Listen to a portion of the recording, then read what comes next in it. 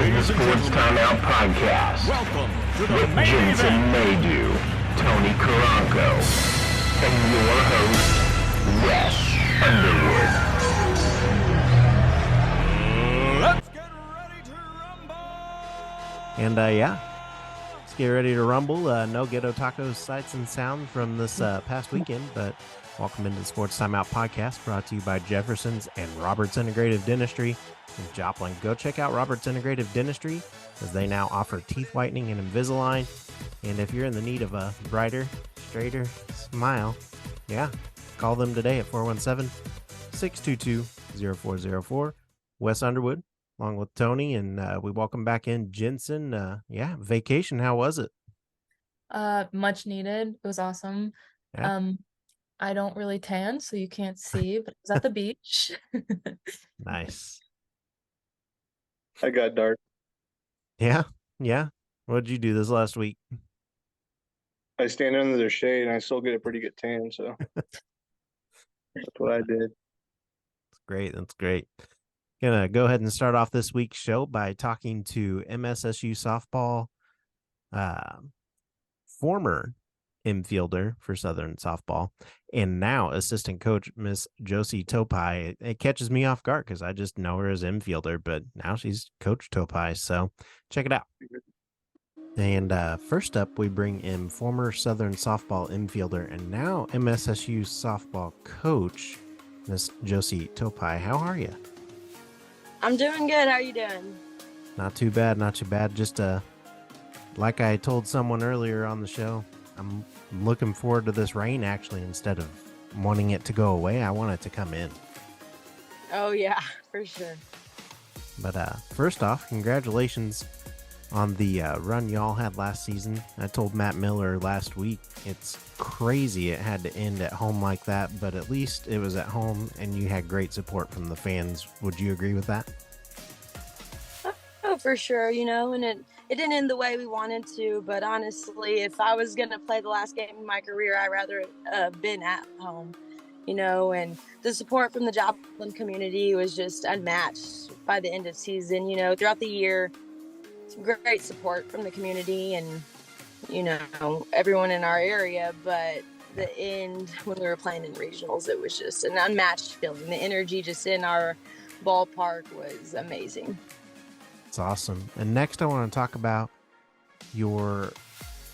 how you became a coach. I mean, when did you say, hey, that sounds good? And how did that talk go with Coach Blackney before you reached that and got that decision made?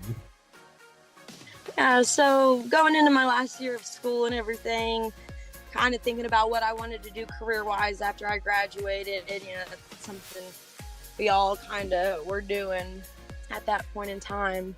I got a degree in psychology. I initially planned to go to grad school, get a master's, do something with sports psychology. That's something that I've really been interested in doing. And end of the day, I love softball, and I was given an opportunity to, come and join staff and continue coaching and being a part of Southern softball program. And it's almost a 2-in-1 deal because I love psychology, I love sports, I love softball, and the people at it was all something that I wanted to surround. So even though, getting to hang around Graham and still being a part of it, I also get to kind of incorporate in the psychology piece of it too. It's awesome. So yeah, overall, that was my last semester of school is when I truthfully committed and decided that this is what I want to do. I want to come back and I want to continue being a part of this program and the amazing culture and the people. It's been a part of my life and something that I've enjoyed doing. I have so much passion for it and the people around here too. So amazing opportunity for sure. Indeed. We're glad to have you sticking around. And we talk on the coaching side. You get hired mid-June. And instead of preparing for the season as a player, you're preparing players as a coach. What's been the weirdest aspect of coming back to coach your former teammates? And then what's been good about it also?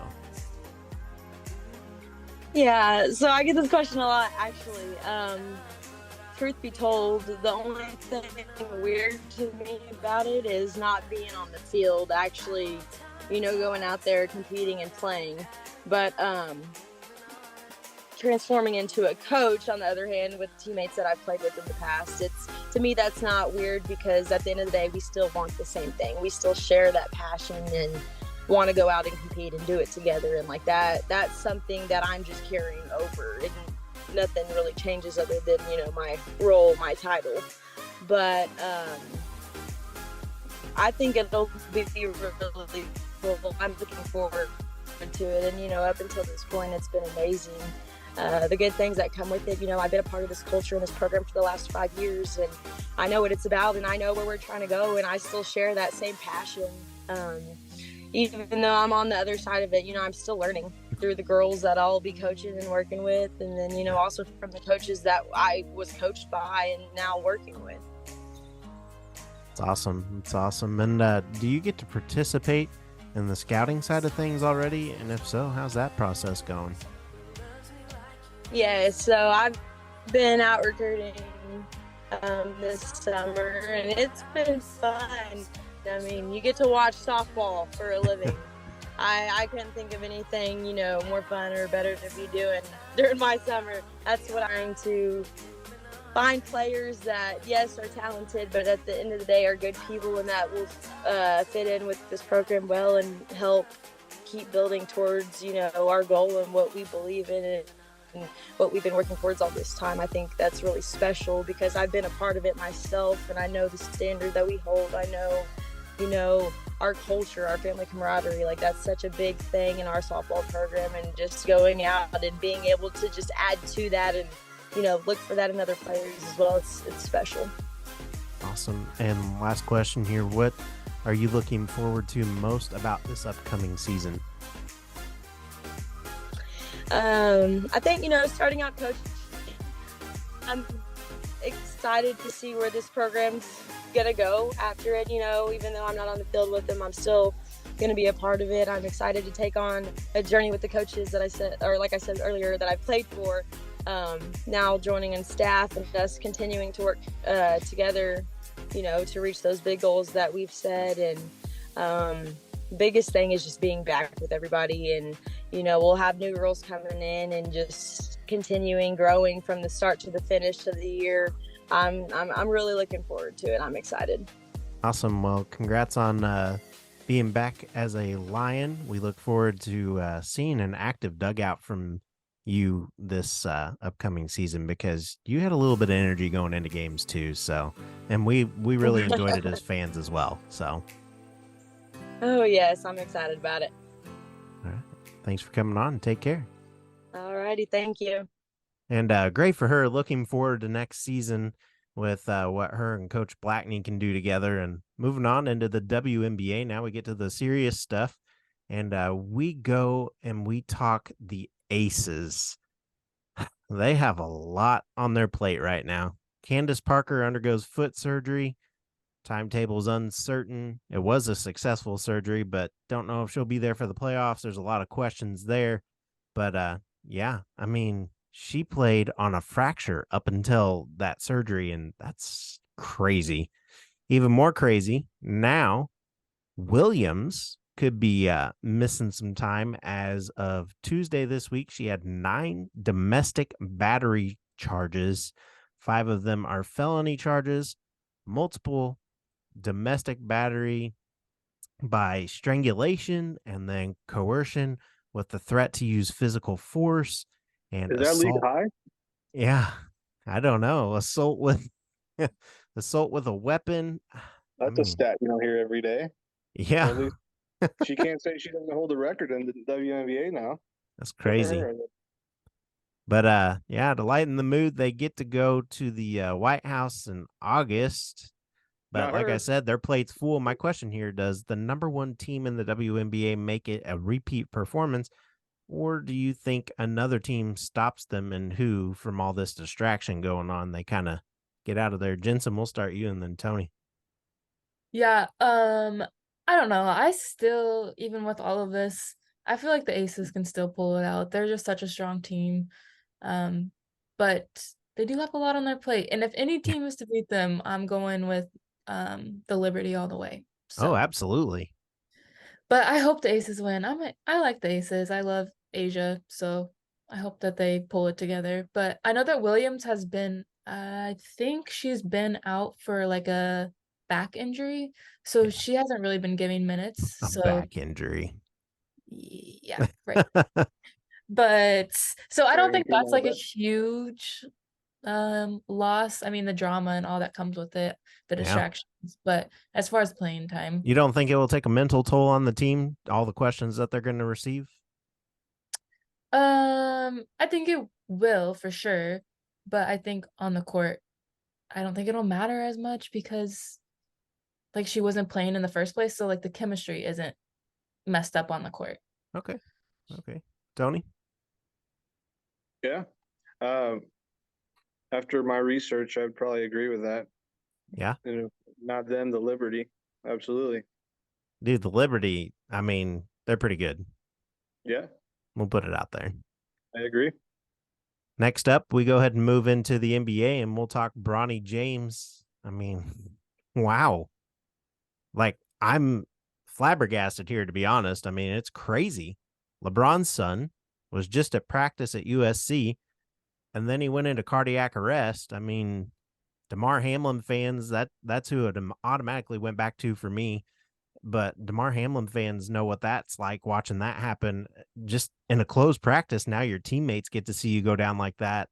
Then you go to the hospital. As of yesterday, no new information has been discovered, but he is in stable condition. He's out of the hospital now. So that's awesome to hear. And I mean, what are your all's thoughts on this? I mean, that's crazy, Tony.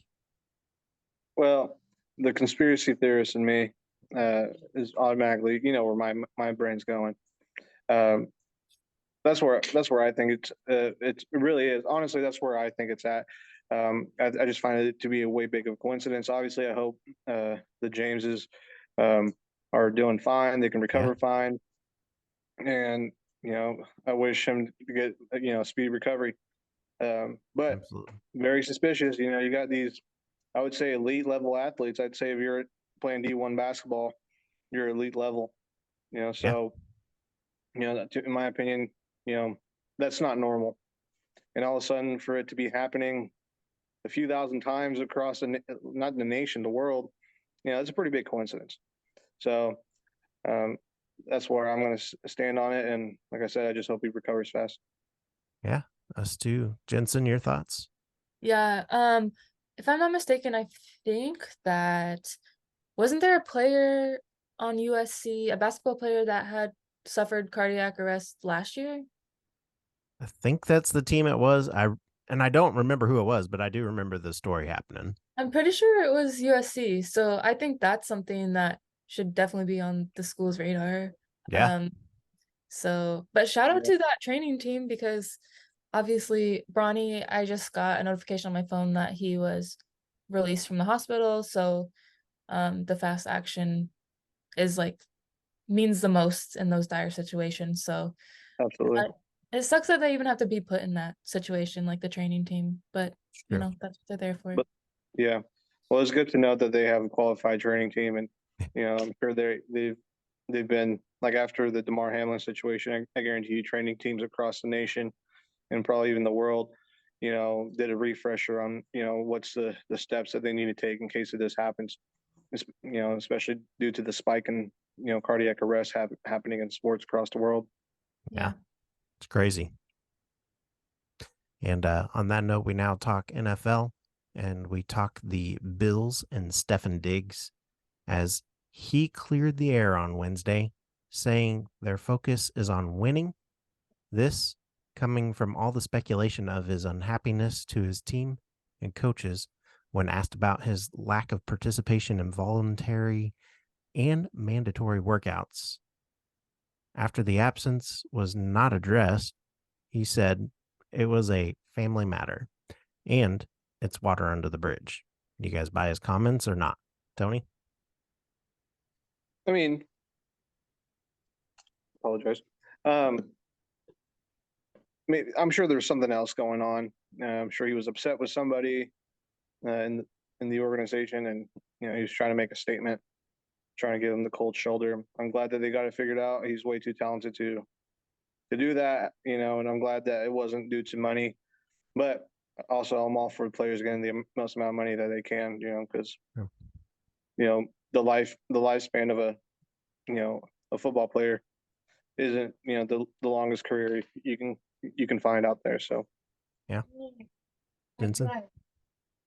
Yeah. I don't really know a lot about this story particularly, but I feel like as an athlete, as such an elite athlete that they are, like I feel like a few missed workouts is not a big deal. So I do feel like I agree with Tony of some sort of like statement.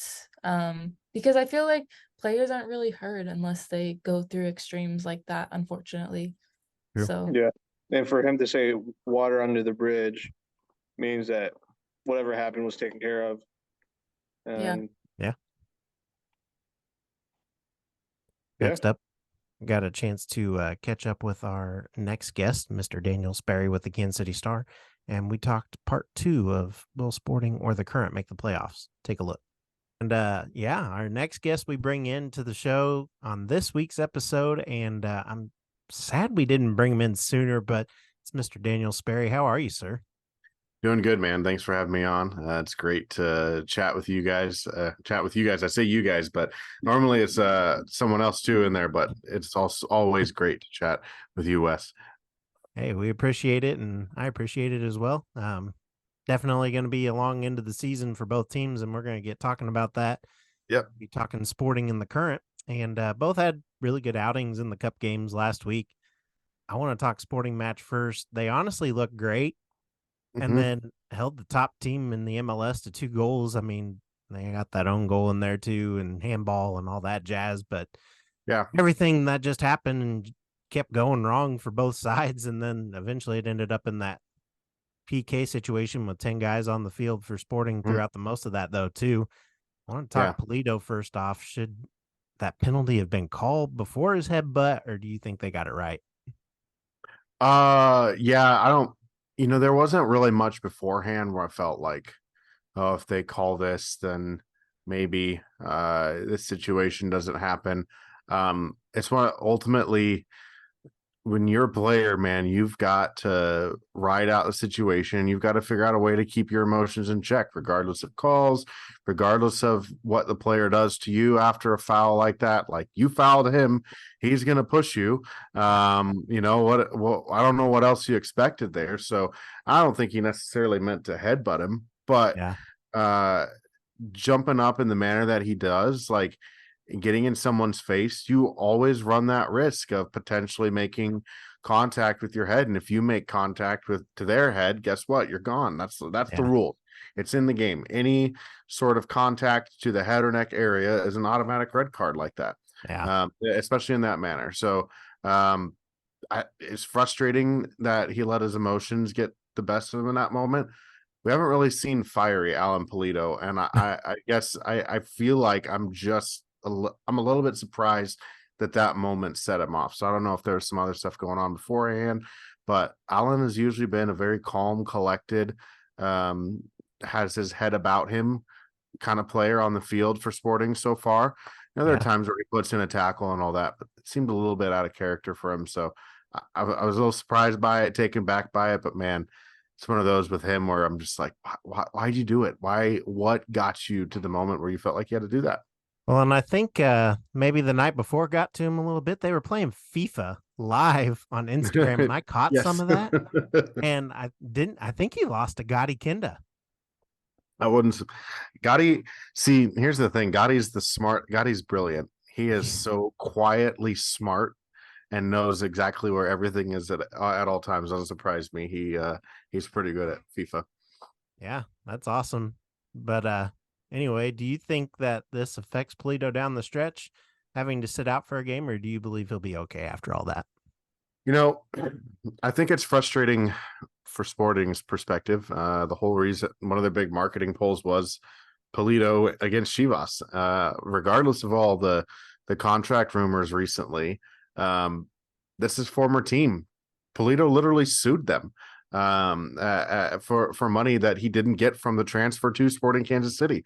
Yeah. I mean, that is all of the league's cup marketing has included Alan Pulido.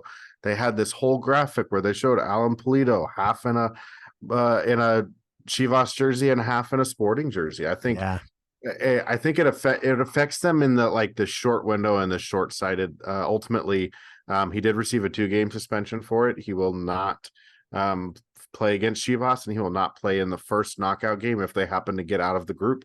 Just going to not finish last, so they got to win either in regular time against Chivas or out on the field, or in the penalty kicks afterwards. But he won't be able to play a part in the game that would come after that. And there's a halfway decent shot that down the road they could have been playing like St. Louis or something like that. So thankfully it wouldn't have put him out for that if they happen to, win the next 2 games or so. But and thankfully it doesn't put him out of league play.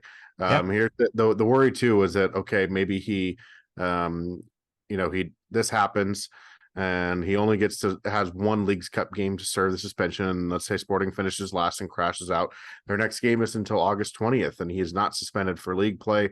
So thankfully, he'll be back once their playoff run starts back in Major League Soccer. But I don't know how much is probably good for him. He's played so many games in such a long amount of time, coming back from that knee injury, having the amount of time off that he likely will.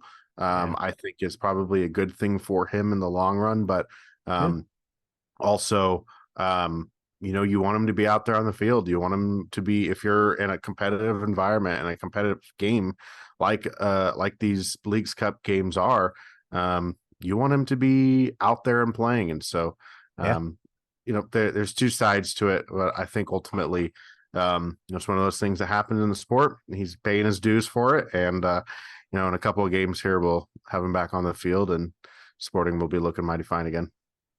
Yeah, and now we go ahead and move over to the Current. And they had a dominant performance also. They grabbed the 3-1 victory. Hamilton dominated that game as well as the Current's defense too. I mean, they did really awesome in the back line.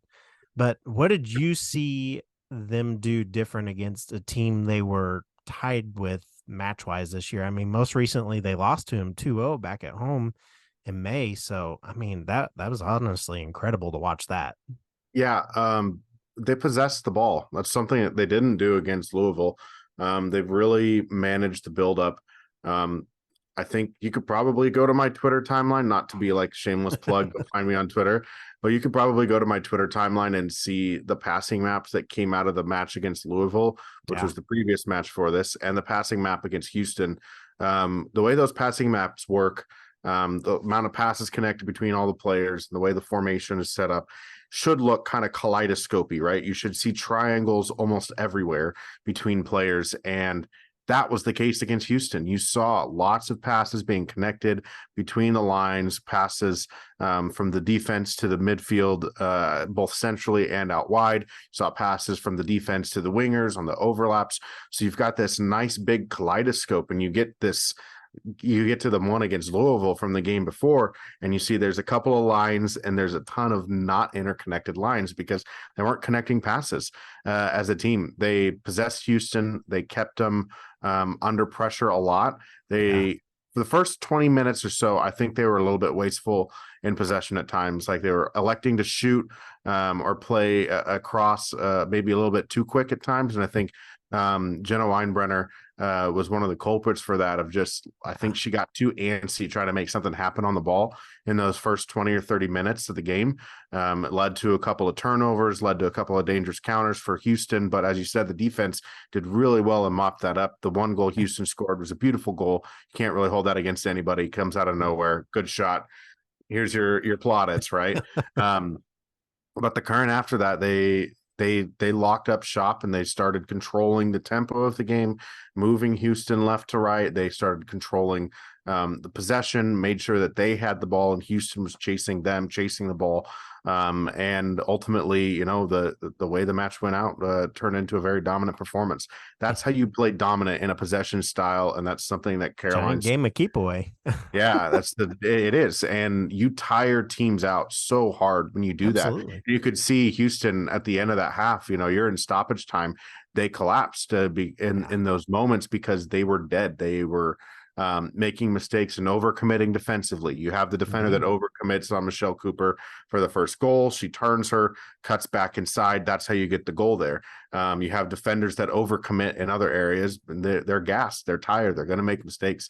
So when you're in control of the game and the tempo like that, that's something that they haven't been even through last season. They never were a very good passing team, never were a very good possession team, but that's something that they want to be, that this coach aspires to bring them to be.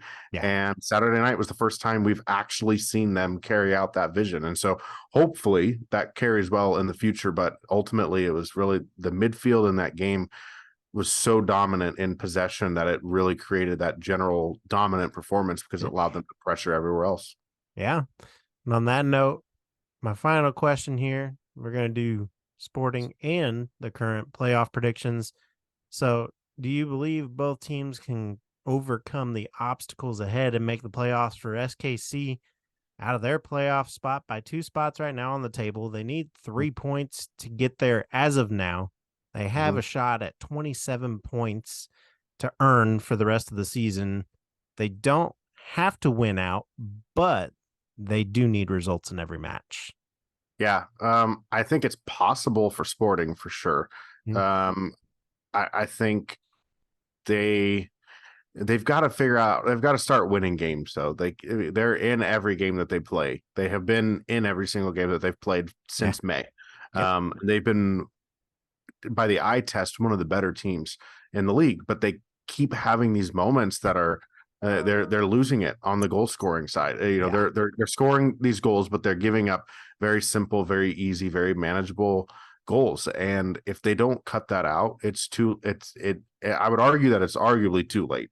You'd argue that this might be part of their identity, but if for some way that they can, stem the tide of those collapses at the end of matches and maybe close out a game like we saw the Current do on Saturday, if they can take some notes there, learn how to control the game through that end time instead of just kind of giving the other team the ball, I think they're going to end up picking up a little bit more of those 3 points. I said all along they need to get to the 45-point mark.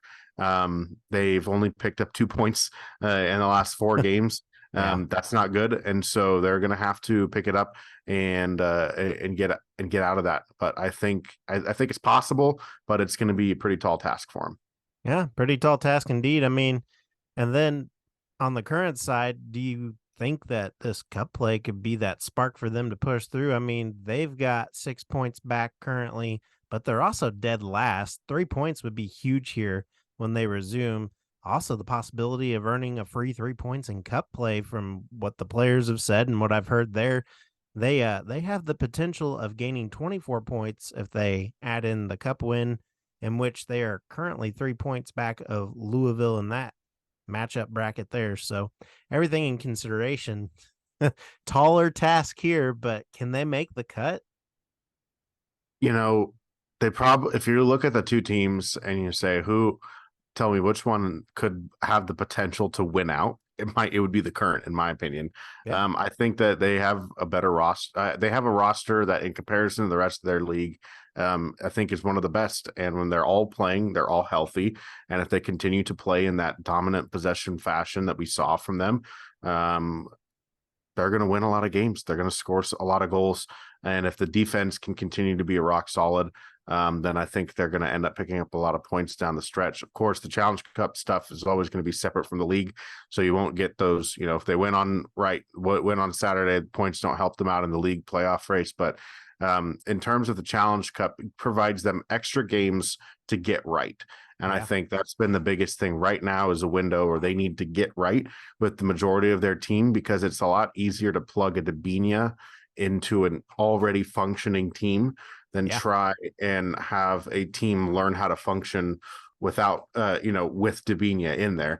And I think when she comes back from the World Cup, when Lauren and their new signing Lauren and Steen Balaseger comes in, Stina, that's a really good defensive group now, to back up a very good offense, a very good midfield that I think is going to do potentially some damage down the stretch under the NWSL. So I think I would say they both have equal chances. Sporting, I think the talent from the Current equalizes the amount of points that Sporting has to make up. Sporting's gap isn't very big. They don't have a ton of teams where they got to overcome. The Current have way more it could have a better roster to push them through, but they have a larger gap. So I would say it's probably about the same.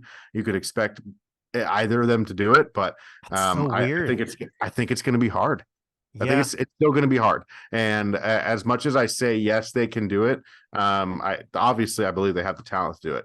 Will they is another question.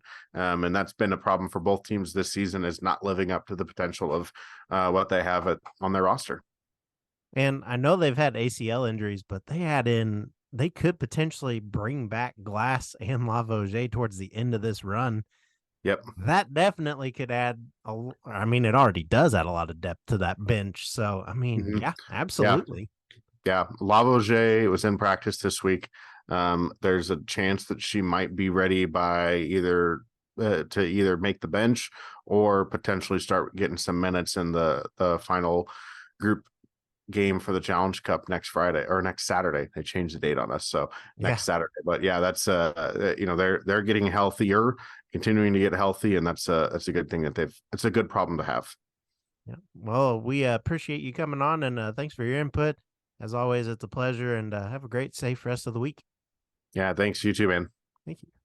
And good stuff out of him. And we will now head to the local sports update, brought to you by Trackside Burgers. They are open at 1515 West 10th Street in Joplin, and we have two special guests here this week. First, we'll start off with Joplin football senior tight end, Mr. Whit Hafer. Take a look.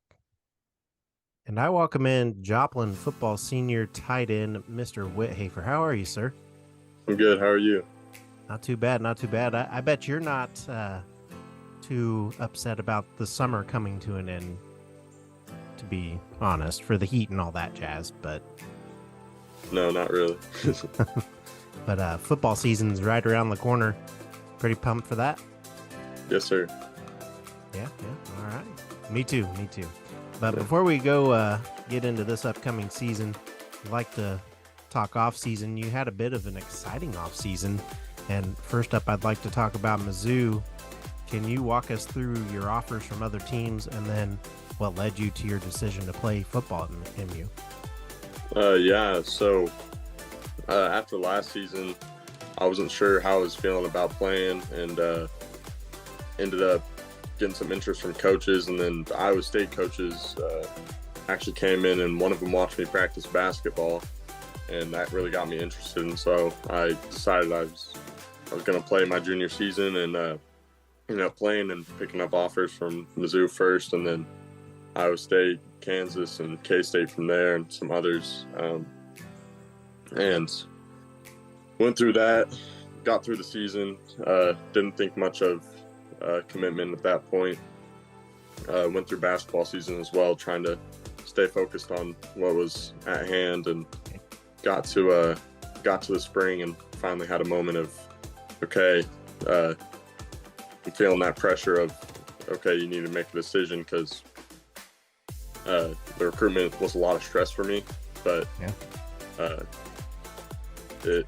of course it's a blessing. It's great, but I wanted to get that weight off my shoulders for sure, so I decided to commit.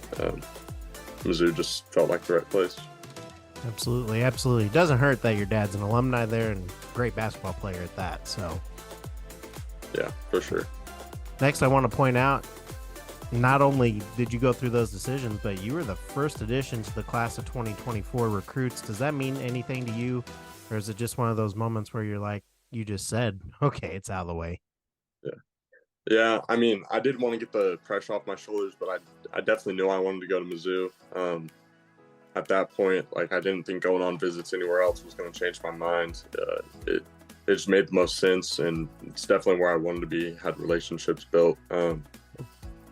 And yeah, being the first in the class, it just kind of happened that way, but I think it is also a statement of I am the guy that wants to be there, to be the first one to make that decision. Awesome. We'll go ahead and talk off season now. What does it look like for you for the upcoming season? camps have you been to? What's changed in your routine? How are you feeling going into camp for Joplin? Yeah, most of the summer I've been dealing with some hamstring problems. I've had some chronic issues with it. Just pulled it a few times and finally decided now is the time to kind of rest that up and get ready for season. So I've been strengthening a lot and doing a lot of extra stuff for that. I'll wake up early and before we have our weights and stuff in practice and go in and do some extra work just to try to get that to start feeling better, and slowly throughout the summer doing more, still involved, still at everything. But I'm still confident going into fall camp. I feel like I'm going to be ready. It's not like I've just been taking everything off. I've just been preparing differently. Awesome. It's awesome. And I want to talk the season coming up. I mean, as well, you're bringing in 3 D1 commits already. Renfro heading to South Dakota, where Joplin Eagle running back Isaiah Davis is leaving his mark, has that national championship up there. Then you have Dontrell Holt. He's heading off to Iowa State. You mentioned that was one of your schools that was interested as well, or kind of got your interest back in it. And then you're going to Mizzou. Y'all are the first class since that 2019 second runner-up team that had Davis go D1, Westmoreland went to be D1, Alex Curry went D1. What does it mean to you to be mentioned in that group of guys? Yeah, I mean, that's big. They're obviously 4 years ahead of my class. So, like, those were the guys we looked up to, me, Quinn, and Dontrell, all. Like, those are the guys that you put on that standard of, like, okay, if that's where I want to go, that's what I got to be. And, yeah, I mean, it's cool to be mentioned in the same grouping as them, as Joplin players that stand out. That's awesome. Next, I want to talk the rest of the season. Y'all go 7-3 last year. Then you fall in the first round of the playoffs, and fast forward to this year, the way too early rankings for Metro Sports Mocan have you all ranked at the 11th spot. I saw tweets from Hobbs Gooch and running back Quinn Renfro there and talking about taking notes and making that known. How do you respond to those rankings? Yeah, I mean, I think Joplin's always one to surprise. I think we have a lot of weapons this year. I think we can, if we play it right, if we play together, I think we can go a lot further than people think we will. They just haven't seen a lot of it yet, of everybody playing at their best, which I think is a very high possibility of happening this year. Awesome. Good to hear. I mean, as a fan coming back into the district this year and being in Joplin as well, I mean, I'm excited. So, but y'all get to take on Branson on the road to start the season. You guys have had a little bit of success against them as of late. On August 28th will be that game. What's the mindset from the team as you all prepare for that one and the season ahead? I mean, it's preparation like any other game. It's a little weird starting the season out on the road, but I mean, even more the reason to prepare even harder. I know we have a pretty big senior class. I think it's 22 or something like that, 24. So we have guys that are bought in. I think a lot of them just want to do the most to make sure that we're getting the most out of the season because it is our last. So I think it'll look really good as far as people being ready to play. Great. That's what we want to hear as a community too. No doubt about that. Yeah. And last question, what's been your best football moment of your high school career thus far? Man, I've had a lot of good ones. The most probably adrenaline rush I've gotten was my sophomore year. I'm pretty sure it was playing Webb City. Joe Ibsen kicked the field goal to win the game, and I was on the field on the PA or the field goal team, and I just remember everybody else freaking out, and I was watching it and running around, not sure what was going on. Yeah, the adrenaline that moment was crazy. That's that awesome. was fun. That was a good game. That one was definitely, I mean, there hasn't been not a thriller yet, so. Yeah. But we appreciate you coming on, and good luck this season, and stay healthy. Yeah, thank you. Looking forward to this season, and now we talk Owasso girls basketball, as I got a chance to talk to Senior Makenna Yokley about her awesome junior campaign and her commitment to MSSU. Take a look. And lastly, we bring in Owasso girls basketball senior, Miss Makenna Yokley. How are you? Good. How are you? Man, just hoping this weather kind of comes in for us. I normally say goes away, but rain would be great right now. Yeah, I've heard it's pretty dry up in Joplin. Yeah, it has been. You guys got quite a bit of rain down there? We've been a pretty decent amount. This is probably one of the more like rainy summers we've had. Nice. Yeah. It's always good. Mm-hmm. But we'll go ahead and get to it. First off, I'd like to highlight last season. You helped your team by shooting 54% from the field. You scored 38 points over the final 2 games of that tournament, earning the MVP honors. What did you do different last season to help you become more successful on the hardwood? I knew going into my junior season, there was going to be a little bit more weight on my shoulders to produce on the offensive end. We graduated a very large senior class the year before, and 2 of our players that had a lot of varsity experience, they both went down with season-ending injuries during the summer. So we were a very young and inexperienced team, and something I knew was I was just going to have to produce a lot more on the offensive end than I had been. I spent a lot of time working on my shooting range, increasing my shooting percentages. I worked a lot on different finishes and finishing through contact because I knew I had to get to the rim, and they're not always going to call the fouls, so you gotta learn how to finish. Yep, absolutely. All these things good enough though for you to win the Miss Inside Award. Can you walk us through what the award is and your thoughts on winning? So the Tulsa World every year, they do a readers poll, and they do a Miss Inside, a Miss Outside, and then they do it on the boys' side too, Mr. Inside and Mr. Outside. And it was actually my second year being nominated. I didn't win it the year before, but I won it this year, and it was really, really exciting to kind of get recognized and win it. It was just a good feeling. That's awesome. And I mean, like you said, gotta be good on the inside, and sometimes the outside's okay, but I feel like the more you move up, you're gonna want to try to get inside. So there's a lot of dirty work done on the inside, a lot that goes into the rebounding and guarding and playing the post. Absolutely. And next up, I want to talk off season. How has your off season gone thus far in preparation for your senior year, and have you played any summer ball? If so, how's that been? It's gone really good. I've been playing with one of the local AAU teams, JYD. I've been a part of JYD since I was in 4th grade, and this was my last summer with them.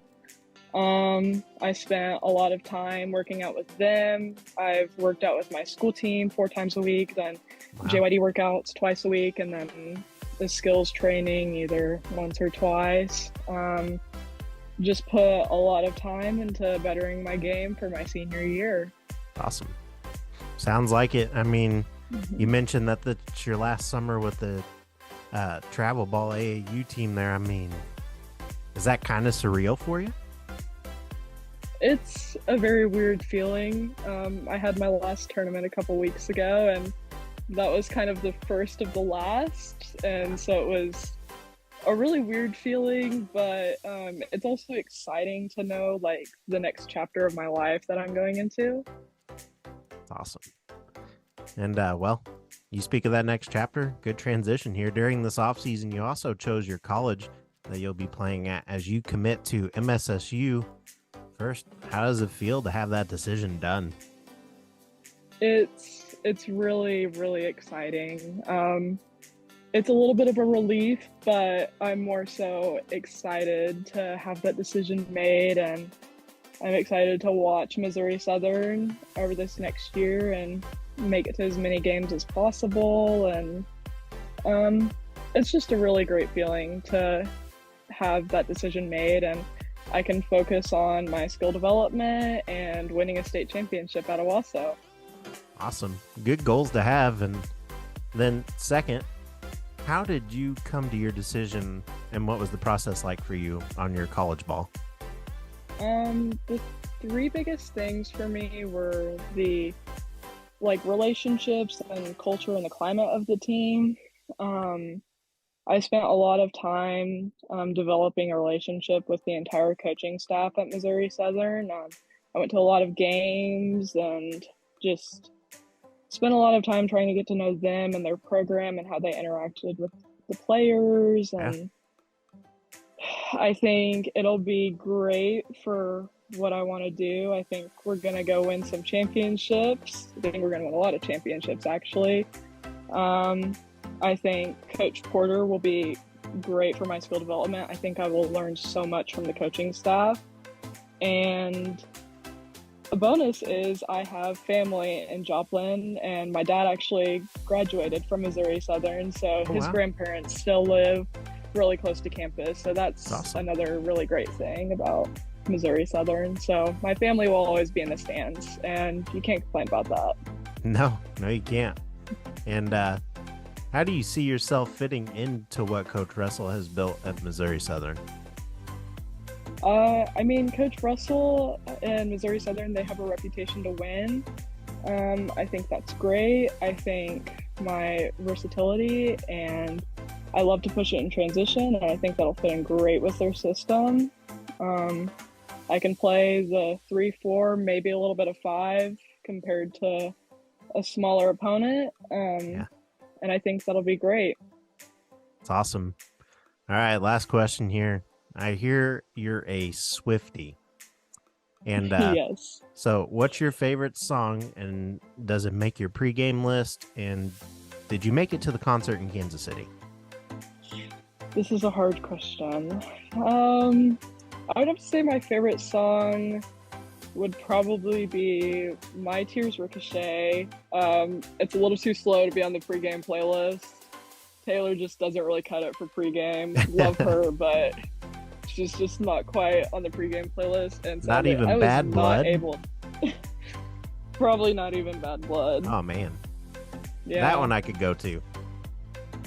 Yeah, I sadly was not able to make it to the concert. Really wish I could have, but just was not able to happen. It's all right. It's all right. I'm sure it will happen again. Yep. But, maybe one day. Well, we appreciate you coming on, and congratulations on everything that you accomplished last year. Good luck this upcoming season. Hope to have you on again and talk some more positive talk there, and guys get into the playoffs and stuff. Yes. Thank you so much. Yeah, no problem. Looking forward to that as well. And now we head into the 2-minute warning brought to you by Hot Stone Pizzeria. Not feeling like cooking this weekend? Go grab some pizza by the slice over there. And only Wednesday through Saturday, though. But nothing here for us this week. Just a few more days until the NFL preseason, college season, high school football. Be tuned in for our Pick'em show starting this season. And, well, music's here. So it's the end of another episode. That went pretty quick this week. For Tony, Clint, Jensen, and myself, have a great and safe weekend. Make sure you all get some tacos from Ghetto Taco today. You guys got any plans this weekend? I got a wedding. Yeah? I'm going to have to give the best man speech. Sweet. Uh-oh, the main question is, have you wrote it yet? No, I'm lying. They wouldn't trust me with the best man speech. I've given one before, and it was I don't know. I had a lot of people at the edge of their seats, that's for sure. Awesome. Jensen, anything? No, I'm just recovering from vacation. Very nice. Very nice. We've all been there. I wish I could. You guys have a great and safe weekend. Take care. Bye.